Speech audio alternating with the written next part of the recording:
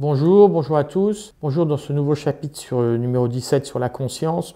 Nous sommes dans le deuxième chapitre sur la vitesse d'alimentation et sa diffusion par les voies nerveuses. Le premier chapitre traitait des saveurs, des flaveurs, puis un chapitre sur la détection par le palais qui déclenchait le métabolisme. Et là, on va aller un peu plus loin, une sorte d'élévation pour voir si on ne peut pas passer du sensitif à l'intelligence de décision et au processus de conscience. Bon, tout ça est un peu vaporeux, mais je vais m'expliquer, vous allez comprendre. Je vais débuter par une anecdote qui m'a fait prendre conscience de la question de la conscience, justement. Je vous donne mon anecdote. Un jour, il y a une cliente qui m'appelle et qui avait un petit souci technique sur sa fourchette qu'on a résolu. Et au passage, elle me dit qu'elle ne mange plus de jambon. Alors je lui dis, ah bon, vous ne mangez plus de jambon? Mais pourquoi vous ne mangez plus de jambon? Elle me dit, je ne sais pas, je ne mange plus de jambon. Et en fouillant, je comprends qu'elle mangeait du jambon industriel, et non pas du bon jambon, du jambon de Bayonne. Cette dame donc n'avait pas compris pourquoi ses habitudes avaient été modifiées. Ça ne s'était pas passé par sa conscience. Et je lui suggère d'aller chez son charcutier, de s'acheter du bon jambon. Et elle m'a rappelé pour me dire merci, j'ai remangé du jambon, j'étais ravi de manger du jambon et j'étais très contente.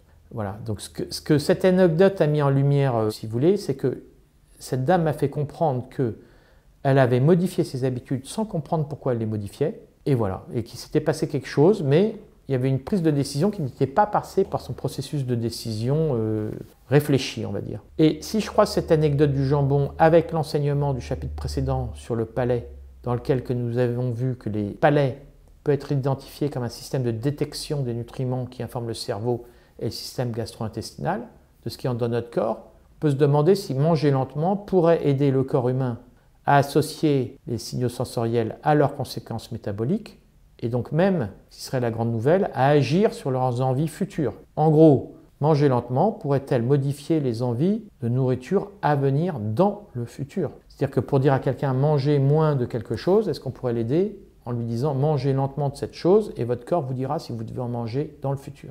C'est une approche qui complète l'approche aujourd'hui nommée dite de la pleine conscience. Si vous regardez la définition de l'approche de la pleine conscience, c'est une école qui travaille sur l'attention portée au repas en étant pleinement présent et attentif pendant le repas. C'est les définitions que l'on retrouve sur les sites de nutritionnistes. Porter pleinement son attention et sa conscience à son expérience dans le moment sans jugement.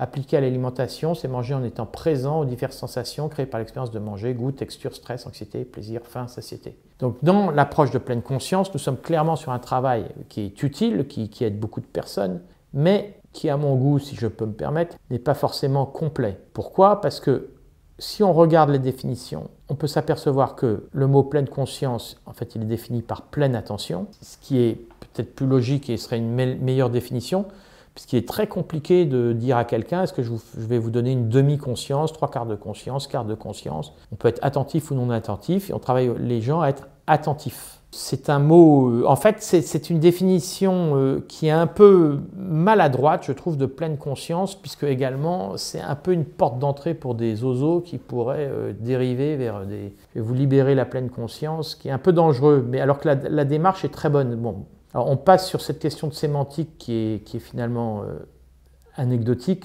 mais quoique vous avez, et ça je vous cite, des conférences sur la conscience qui regroupent des scientifiques de Harvard, des maîtres yogis. Le mot conscience, en fait, il est très compliqué. Il est très difficile. Il y a le mystère de la vie, le mystère de l'existence, j'ose dire, de Dieu. Personne ne sait où ça se trouve.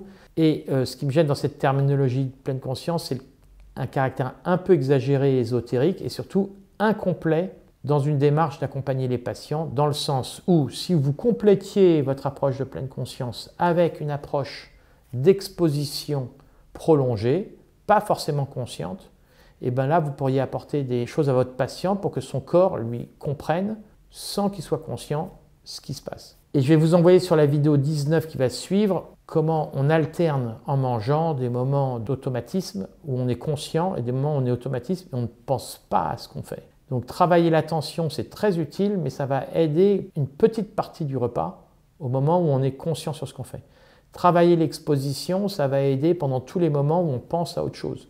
En fait, on est sur deux démarches complémentaires et pour aider vos patients, pour lui aider de manger moins ou différemment, ou bref, évoluer dans son alimentation, vous pouvez cumuler les deux étapes. Je dois dire que dans mon cas, ça a été utile. Pour donner un petit exemple, je mangeais beaucoup trop d'une catégorie de bonbons que je trouvais facilement dans les stations essence en m'arrêtant en voiture. Et en conservant ces bonbons très longtemps dans la bouche, maintenant si j'en achète, j'en mange 4 fois moins qu'avant. Donc, pour terminer ma conclusion, qu'est-ce qui contribue à la constitution des envies? On a finalement 2 outils en main. On a l'attention pour comprendre le bon goût et aider les gens à aller vers le bon goût. Vous avez aussi l'exposition pour se désintoxiquer du mauvais goût.